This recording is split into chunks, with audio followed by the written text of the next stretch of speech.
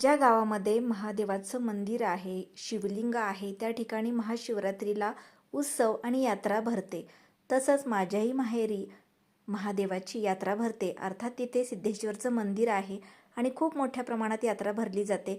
आणि अजूनही आम्हाला ती आठवण आहे. महाशिवरात्रीला चंद्रभागेमध्ये आंघोळ करायची, त्यानंतर देवाचं दर्शन घ्यायचं आणि घरी आल्यानंतर सगळ्यांची एकच चाहूल लागलेली असते की आज काय काय असणार आहे फराळ करण्यासाठी.